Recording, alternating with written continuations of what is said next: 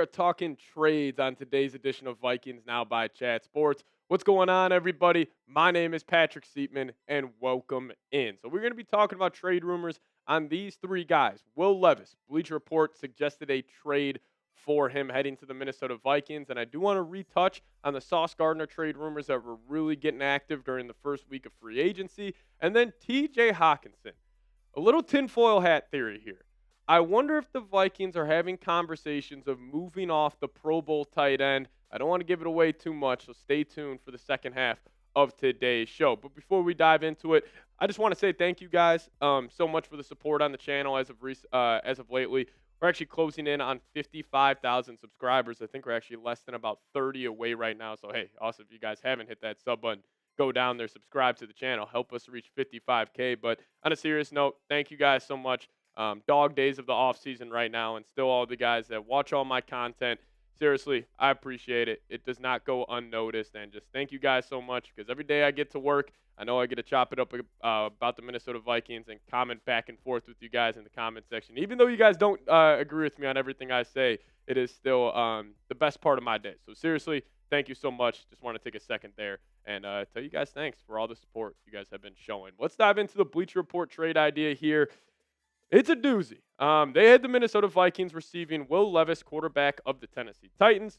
The Vikings get a 2025 sixth-round pick, and they would have to give up a 2025 fifth-round pick. So let's just say hypothetically this trade goes down. This would leave the Vikings with a first, a third, and 2 sixths. Not a big fan of it. Now, I will say it is the Titans' sixth-round pick, so it's a top pick of the sixth round. But still, do you really want to roll into the draft with the first, the third, and 2 sixths?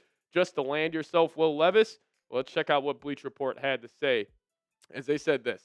They may prefer an experienced quarterback who can push J.J. McCarthy for the starting job rather than someone who expects to start over him. If so, a young signal caller who's played in a notable number of regular season games would be an ideal option. Now, I kind of disagree with what Bleacher Report was saying here. And them saying that the Vikings may prefer an experienced quarterback who can push J.J. McCarthy for the starting job rather than someone who expects to start over him. One, I disagree with just the last part. J.J. McCarthy fully expects to start next season. Even though on the K. Adams show today, he says he wants to earn it. He says he wants to go battle it out, but that's just his competitive nature and his feisty spirit that he has about him. But I don't think the Vikings really want to bring in a backup or a veteran option quarterback to go compete with J.J. McCarthy. I think they want a guy who can mentor J.J. And honestly, if it's Will Levis, J.J. McCarthy, would that really be any sort of a competition to see who starts? So I kind of disagree with the thought process here from Bleacher Report, but they also said this. If McCarthy, the big old what ifs, if McCarthy has a setback in his recovery from 2 meniscus tears or a rough offseason, first off, not true. It was 1 meniscus tear, and they just had to get back into the knee and touch some things up. But it was not 2 torn meniscus, but that's another story for another day. Levis can provide veteran insurance until the Vikings get their quarterback of the future ready to lead a huddle. And I will say this. I talked about this on the show earlier. I am tired of the what-if nonsense with J.J. McCarthy because, and more specifically from these, Bleacher Reports, the ESPNs, where it's like, oh, what if J.J. McCarthy isn't able to go? What if J.J. can't put weight back on his frame? Which also, that what if specifically drove me nuts. This is a 22-year-old kid in a NFL weight training program. He was going to be able to put on weight. I mean, in the K. Adams show earlier today, he looked like he was pushing like 215 pounds. But the whole what if of like, oh, what if J.J. McCarthy hurts his knee again? What if J.J. McCarthy does this? What if this happens? Like, can we stop playing this what-if nonsense for the Vikings and just can everybody be fully bought into him being the quarterback for Minnesota next season? I know all of us Vikings fans are, but still we have people like on Bleacher Report writing about these what-if scenarios for J.J. But back to Will Levis here. He was terrible this past season. And the raw numbers, honestly, look a lot better than he played. And the raw numbers obviously don't look too good either, but 63.1% completion percentage, threw for over 2,000 yards in 12 games, 13 touchdowns, 12 interceptions, and he was just a disaster in certain parts. I mean, there's a reason where, like, the new meme on Twitter is like, oh, that quarterback went full Will Levis, just meaning he just made a terrible, just game-altering decision or a play. And that's why I am very against the Vikings trading for Will Levis, because one, I don't want to give up the draft capital. I know it's only a 5th to 6th round pick swap. Like, it's not going to kill the Vikings, heading into the draft or make that much of a difference. But is Will Levis worth that? Absolutely not, because two reasons. One, I want the Vikings to get a backup quarterback who could help mentor J.J. McCarthy. Can Will Levis do that? Absolutely not. I also would like a backup quarterback where if J.J. were have to go down playing that what-if scenario here for like a week, 2 weeks, or even a month, I would want a quarterback that can step in there and make some plays. Do I think Will Levis can do that? Absolutely not. Now, if you guys want to take the counter argument to it and be like, Will Levis, he's got all this natural, talent. He's got a big-time arm. Maybe you get him the KOC rehab school. I can kind of understand that, but with how bad Will Levis has looked to start his NFL career, and listen, we were also saying the same thing about Sam Darnold. So maybe he could turn it around, but I just don't think the Vikings are in any position to trade for a quarterback. Now, also, if they were to trade for him, the comp picks would get pushed down, or would not affect the comp pick situation, so you'd still have a 3rd and a 4th from losing Daniel Jones and Sam Darnold. So there's arguments for both sides, but the best argument I can make, I'm not a believer in Will Levis. I don't think he would be a good backup quarterback option for Minnesota, but maybe you guys disagree with me. Would you accept this trade? Give me an A for accept or give me a D for decline down below in the comment section. You guys let me know your thoughts. I'm probably going to be typing my D's down below, but hey, if you guys have a different opinion, you guys please share your thoughts down below in the comment section. A for accept or give me a D for decline.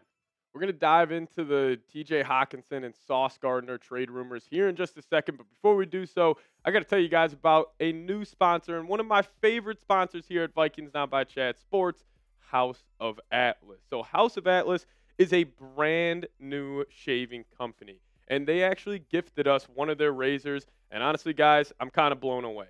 Not only does it look insanely sleek sitting in my bathroom, but it gives me an incredibly close shave. It feels weird to gush over a lineup of shaving products, but truly House of Atlas makes some one-of-a-kind stuff. Not to mention their products are all designed to look like they should have their own tech reveal.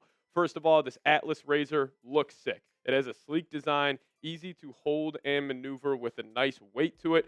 I got the blue one, and it is truly the best looking razor I have ever seen. And once you guys get your hands on this and get your eyeballs on it, you guys will agree with me. And as you know, I have been I'm a new member of the Beard Club here, just got it, and this has completely changed my life in terms of just maintaining it, and it really does help me make it look as best as I can. And if you guys give them a chance, I promise you guys will think the exact same thing. So, and also now for a limited time, they're offering 15% off your first order when you purchase any razor kit and the before and after set, which includes the Precision Shave Cream and Calming Aftershave. Use code CHAT at houseofatlas.com. That's HOUSEOFATLAS.com with promo code CHAT, CHAT, for 15% off your new razor kit and before and after set. Stop wasting money and time on shaving products that don't look good,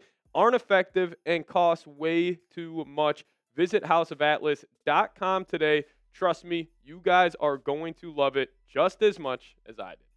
All right, let's dive into the Sauce Gardner portion of today's show. So if you guys remember during free agency, Vikings Twitter started running around pushing a narrative that maybe the Vikes could be interested in trading for the two-time All-Pro cornerback Sauce Gardner from the New York Jets. Now, number one, I think this is incredibly unlikely because I don't know if the Jets would have a whole lot of interest in trading Sauce Gardner. Got Aaron Glenn, played cornerback for the New York Jets. Steve Wilkes, a veteran defensive coordinator, former head coach. They probably view Sauce as a blue-chip kind of build-around player for that defense. But Sauce, he has been very complimentary of the Vikings and specifically head coach Kevin O'Connell. This was after the London game when he was chopping it up with Richard Sherman about the Vikings offense, saying their OC is nice. He's probably one of the best OCs I've ever played against. So clearly Sauce has some respect, has some admiration for Kevin O'Connell. And also, if you want to make an argument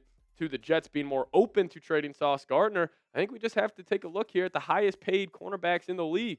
Because Sauce is going to see what Derek Stingley got, the 3-year, $90 million deal, and say, hey, I want $1 million at least more per season than that Derek Stingley deal. Even a guy like J.C. Horn got 4 for $100, $25 million per year.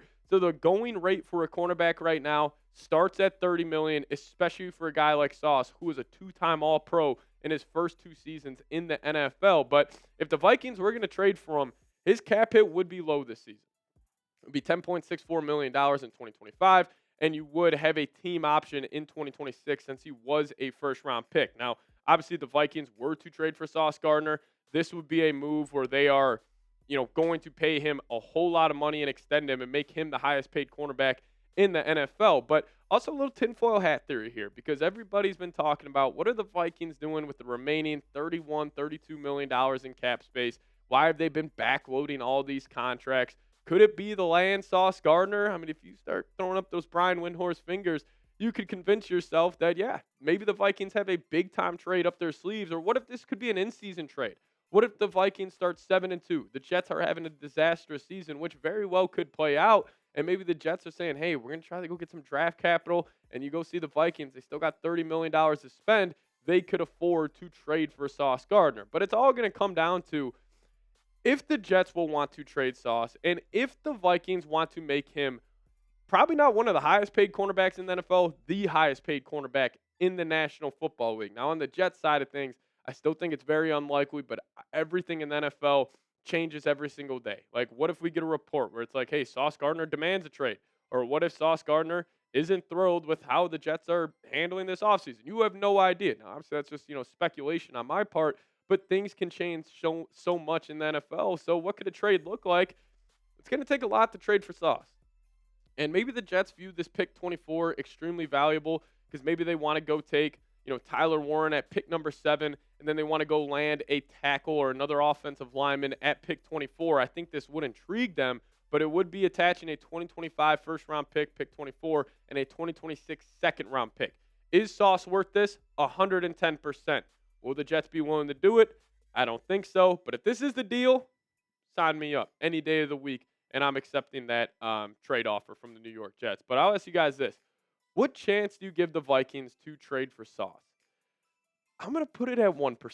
So scale it for me, 1 to 100 down below in the comment section. I'll be typing my ones. I don't think it's likely, but hey, maybe you guys are a little more optimistic on a Sauce Gardner trade than I am. So scale it for me, 1 through 100 down below. All right, let's dive into the part where I know I'm going to get killed on down below in the comment section. That's going to be trading T.J. Hockenson. Now, I just want to walk through this thought process because, T.J. Hockenson, he's an expensive player. And I think he's a borderline top 5 tight end in the NFL. This is nothing about TJ's play, even though he disappointed me in the Lions game and in the Rams game. But is he worth his cap number for the next 3 seasons? 16.64 in 2025. Then it jumps up to $21 million in 26, and then $23 million on the books in 2027. Now, obviously, there's workarounds for this.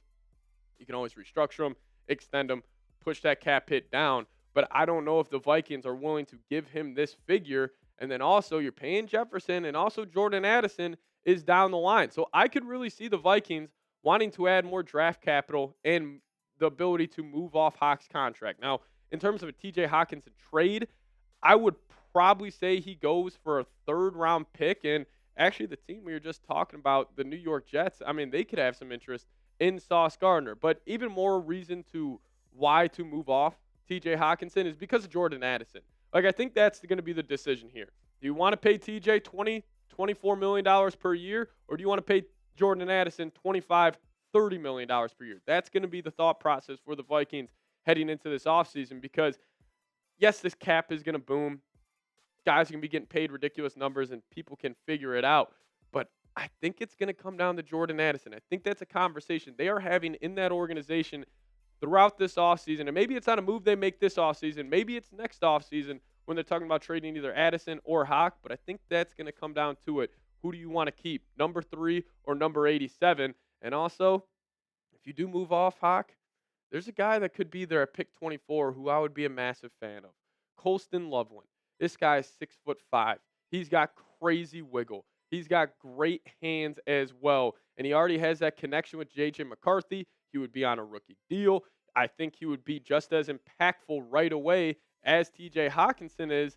So if that's like the dream scenario where you trade T.J. Hockenson, you can draft Colston Loveland, you sign me up for that any day of the week. But I do actually think the Jets could be a team that could call because right now it's really only Stone, Smart, on the roster in terms of tight ends. So the Vikes, yes, you would not be getting a second or first round pick, but you would be moving off his contract. You'd be getting more draft capital this year, which the Vikings have a very limited amount, the least amount in the entire NFL. If this is the trade, I'm not saying I would do it, but I would have to have possibly a week-long conversation with everybody in that organization on what's the right move moving forward. But what say you on this one? Would you trade TJ Hockenson? Give me a T for trade. Give me a P for pass. You guys let me know your thoughts down below in the comments section. I'm going to cop out. I don't have an answer for you guys. I'm just going to have to think about it. I'm going to have to think about this for a really, really long time. But also, you guys can hit me up on Twitter. @PatSeeps is the Twitter handle. And we'll see you guys next time. Appreciate y'all for watching. Skol Vikes.